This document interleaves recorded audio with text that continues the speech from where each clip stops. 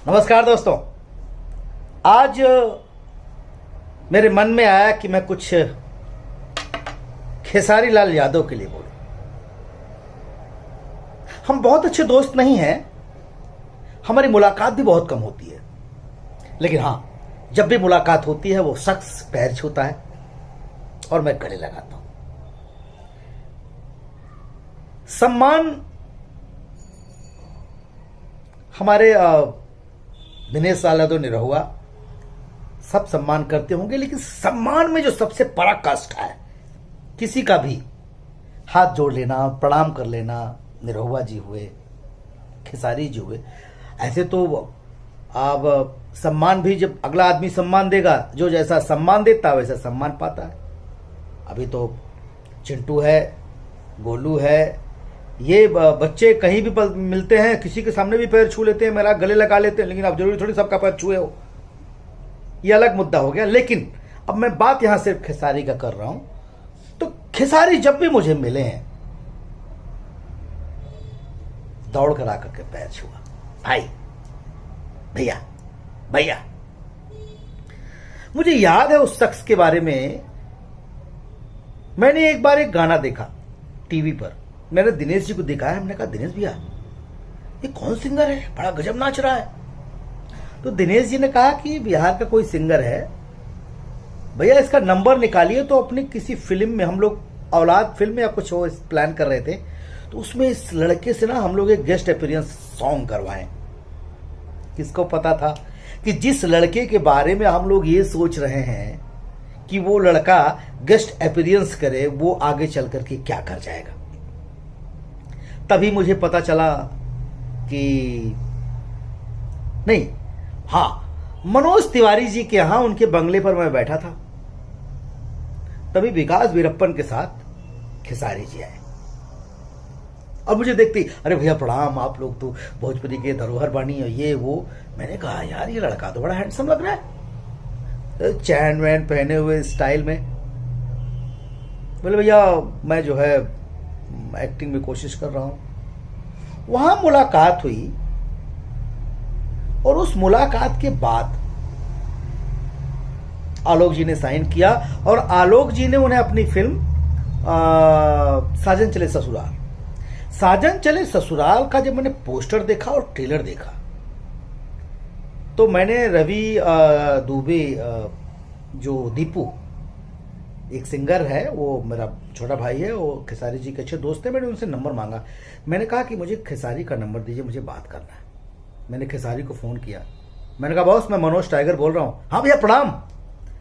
मैंने कहा यार बड़ा बेहतर फ्यूचर है आपका, कमाल का जो है आप परफॉर्मेंस दिए और बहुत गजब फ्यूचर है। पता है ऐसा कॉन्फिडेंस के साथ शायद ही कोई जवाब दे पाए। बंदे ने मुझे क्या जवाब दिया फोन पे, बस ऐसे आसिर बात बनाए रही, एक दिन अमिताभ बच्चन बन के दिखा दे।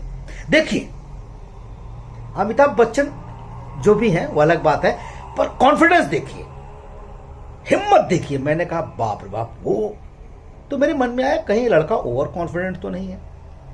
लेकिन खेसारी लाल यादव कहते हैं कि मेरी आवाज अच्छी नहीं है, मैं सिंगर हूं, मेरी बॉडी नहीं थी, मैंने बॉडी बनाई। आज वो बंदा जहां भी है अपने मेहनत के बल पर है, किसी का योगदान नहीं उसके करियर में। अगर कोई कहता है कि खेसारी लाल यादव के करियर को बनाने में किसी ने मेहनत की है, नहीं, वो जहां भी है बंदा अपनी मेहनत के बल पे। और मैं ये बात चापलूसी में नहीं कर रहा हूं, मनोज टाइगर कभी घंटा किसी की चापलूसी नहीं करता। खेसारी लाल यादव से आप लोग पूछ लीजिएगा, मैं खेसारी लाल यादव को भी फोन भी नहीं करता हूं। प्रोड्यूसर आया, साइन किया, अच्छा रोल हुआ तो किया, नहीं तो नहीं किया। लेकिन यह मैं छाती ठोक कर कहता हूं कि वो कर्म योद्धा है, जहां वह अपने बल पे है। मैं एक वाकया बता रहा हूं, मैं अभी बाप जी फिल्म कर रहा था, बहुत सारी सिचुएशन ऐसी आती थी जहां लगता था कि बाप डाउन हो रहा है। वो बंदा मुझसे कहता था कि भैया बाप जी है तो बाप जी को थोड़ा स्ट्रांग होना चाहिए। अब वो चाहे मन से कह रहे हो चाहे नहीं कह रहे हो, लेकिन उस फिल्म को बनने में खेसारी ने बहुत सपोर्ट किया। मेरे रोल के साथ कभी उन्होंने छेड़छाड़ नहीं की। वो बंदा इतना, मैं एक सबसे खास बात है उस बंदे के अंदर कि बर्दाश्त करने की क्षमता की पराकाष्ठा है। जहां कई सिचुएशन ऐसी आई हैं जहां लोगों ने बदतमीजी करने की कोशिश की। एक सेट पर हम थे जहां पर कुछ लोगों ने बदतमीजी की, लेकिन इतना पेशेंस, इतना धैर्य दिया।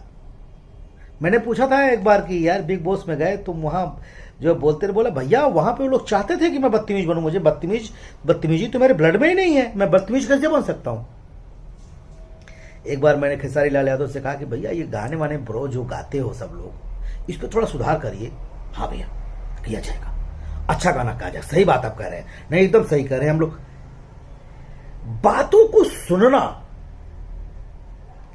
और उस पर अमल करना, कम से कम सुनता तो है। मैं कभी कोई बात चिंटू को गुस्से में बोलता हूं, निरहुआ जी को गुस्से में बोलता हूं, गोलू को गुस्से में बोलता हूं। ये हमारे स्टार ऐसे हैं। मेरा छोटा भाई निरहुआ, मैं तो मेरे छोटा भाई है, गोलू मेरा बच्चा है, चिंटू बच्चा है। पर ना इन लोगों के अंदर वो पेशेंस है। ये लोग ना किसी चीज को सार्थकता सुनते हैं। उनको पता है कि ये मनोज टाइगर जो है दिल से कुछ नहीं बोलता। बुरा लगा बोला। मैं खेसारी के लिए भी मैं उनकी कई बातों पर उनका विरोध भी किया हूं, उनके मुंह पे बोला हूं, लेकिन जो बोल रहा होता मुंह पे बोलता हूं। लेकिन मैं एक बात कहता हूं, उस बंदे ने अपनी एक जगह बनाई। मैं भी उस बंदे का, जिसे उन्होंने कहा कि मेरी आवाज अच्छी नहीं। अरे यार किसने कहा आवाज अच्छी नहीं? मुझे पता नहीं क्यों अच्छा लगता है गाना। मुझे तो अच्छा लगता है, और जब मुझे अच्छा लगता है दर्शकों को अच्छा लगता होगा, इसीलिए लोग प्यार करते हैं। तो खेसारी बाबू कर्म करो, मेहनत करो, बिला वजह फालतू चीजों में पड़ने की जरूरत नहीं है। दर्शकों का प्यार, दर्शकों का मोहब्बत आपके साथ है, अच्छे से करो। और हां, आपने कहा ना भोजपुरी ने आपको बहुत कुछ दिया, और आपने कहा मदन राय, गोपाल राय, विष्णु ओझा, शारदा सिन्हा दीदी, अपने भरत शर्मा जी, भिखारी ठाकुर, महेंद्र मिसिर, कल्पना जी, मनोज तिवारी भैया। मुझे बहुत अच्छा लगा आपने मनोज तिवारी जी का नाम लिया। मैंने तो भोजपुरी का गाना, मैं तो भोजपुरिया हूं नहीं, मैंने शुरू किया मनोज तिवारी के गानों से सुनना। इसमें दो राय नहीं कि पवन की आवाज में खुदा की आवाज है। मैं बहुत बड़ा फैन हूं आवाज का। खैर उसमें नहीं जाना है। लेकिन खेसारी बाबू, अब आपको दर्शकों ने और भगवान ने एक पोस्ट पर बिठा दिया है, एक जगह बिठा दिया है। ब्रांड हो, परिवर्तन ला सकते हैं, ताकि एक दिन मंच पर खड़े होकर के विष्णु ओझा से लेकर के जितने लोगों का आपने नाम लिया, वो आपको थैंक्स बोले और आपके कंधे पर हाथ रख कर बेटा भोजपुरी का माटी अदा कर दिया। और मैं दावे के साथ कहता हूं, यह आप कर सकते हो खेसारी, आप कर सकते हो और आप करोगे। दर्शकों का प्यार आपके साथ है। कहना तो बहुत कुछ है, दूसरे वीडियो में कहा जाएगा। आज मन बड़ा गदगद है आपके ऊपर, बड़ा खुश हूं। लव यू मेरी जान।